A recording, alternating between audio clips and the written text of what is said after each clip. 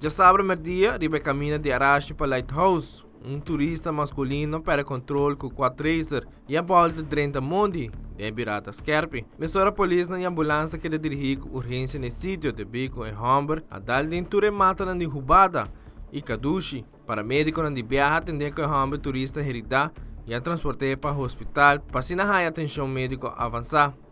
Polícia de tráfico também apresentar no sítio e a tomar dado de acidente aqui.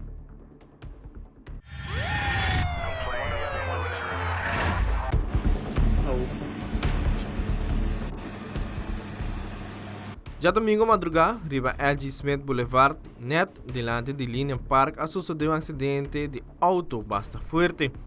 Aqui se trata de chofer de Hyundai Accent, aí ele sube caminho e não dá preferência num jeep que estava vindo por de Papou direção para riba.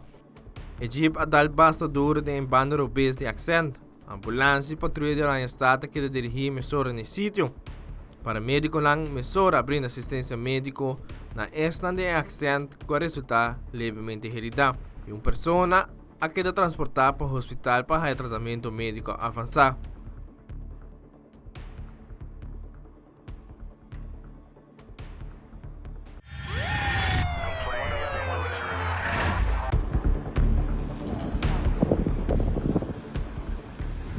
Já domingo à noite, é que registrar caso de ladronícia, onde homem passa a mão para telefone de dama sem seu permisso e via GPS estava a seguir o telefone aqui.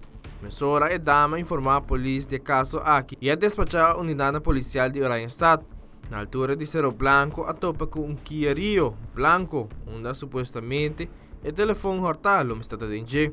Mesora e agente policial na dona Kia Rio aqui sem alpa para, pero não sigue saque e aqui a começar com persecução. Na altura de Santa Helena Street, em Humber, de Kia Rio, a lubitar e rotonda de Pontão e sube e saque. De processo, arranca bote de tráfico e também palo de luz.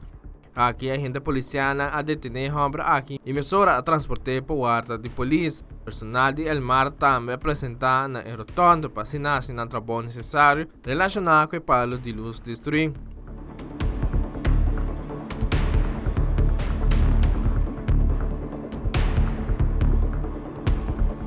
Wilfred van den Biesen, Tele Notícia.